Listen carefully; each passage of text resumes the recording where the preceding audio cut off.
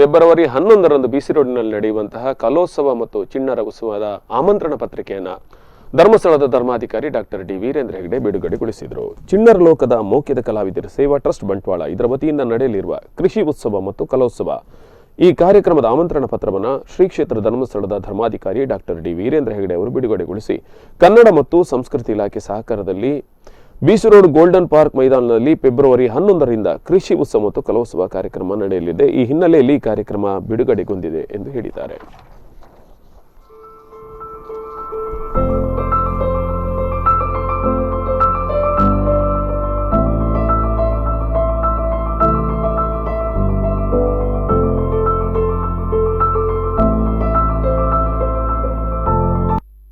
ಕನ್ನಡ ಮತ್ತು ಸಂಸ್ಕೃತಿ ಇಲಾಖೆ ಬೆಂಗಳೂರು ಮತ್ತು ಚಿಣ್ಣರ ಲೋಕ ಮೌಖ್ಯದ ಕಲಾವಿದರು ಸೇವಾ ಟ್ರಸ್ಟ್ ರಿಜಿಸ್ಟರ್ಡ್ ಬಂಟ್ವಾಳ ಇವರು ಜಂಟಿಯಾಗಿ ಕೃಷಿ ಉತ್ಸವ ಮತ್ತು ಕರಾವಳಿ ಕಲೋತ್ಸವವನ್ನು ಮಾಡ್ತಾ ಇದ್ದಾರೆ. ಕೃಷಿ ಉತ್ಸವ ನಿಜವಾಗಿ ಎಲ್ಲ ರೈತರಿಗೆ ಉಪಯುಕ್ತವಾಗುವಂಥ ಮಾಹಿತಿಯನ್ನು, ಸಂಘಟನೆಯನ್ನು ಮತ್ತು ಮಾರ್ಗದರ್ಶನವನ್ನು ಕೊಡುವಂಥದ್ದಾಗಿ ಈಗ ಸುಮಾರು 50 ವರ್ಷಕ್ಕೆ ಹಿಂದೆ ನಾವು ಕೃಷಿಯಲ್ಲಿ ತಾಂತ್ರಿಕತೆ ಬರಬೇಕು ಅಂತ ಹೇಳ್ತಾ ಬಂದಿದ್ದೇವೆ.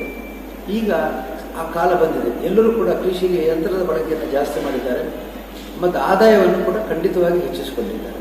ನಾವು ಕ್ಷೇತ್ರ ಧರ್ಮಸ್ಥಳ ಗ್ರಾಮೀಣಾಭಿವೃದ್ಧಿ ಯೋಜನೆಯಿಂದ ಅನೇಕ ಕೃಷಿ ಯಂತ್ರಧಾರ ಕಾರ್ಯಕ್ರಮವನ್ನು ಕರ್ನಾಟಕ ಸರ್ಕಾರದ ಜೊತೆ ಜಂಟಿಯಾಗಿ ಮಾಡಿ, ಅದಲ್ಲದೆ ಈಗ ನಾವು ಯೋಜನೆ ವತಿಯಿಂದಲೇ ಕೊಯ್ಲು ಯಂತ್ರ, ನಾಟಿ ಯಂತ್ರ ಇತ್ಯಾದಿಗಳನ್ನು ಖರೀದಿಸಿ ಬಾಡಿಗೆ ಕೊಟ್ಟು, ಕಡಿಮೆ ಬಾಡಿಗೆ ಕೊಟ್ಟು ಅವರನ್ನು ಪ್ರೋತ್ಸಾಹಿಸ್ತಾ ಇದ್ದೇವೆ. ಇದರ ಜೊತೆಗೆ ಕಲೋತ್ಸವ ಇದೆ. ಕಲೋತ್ಸವ ಅಂತಂದರೆ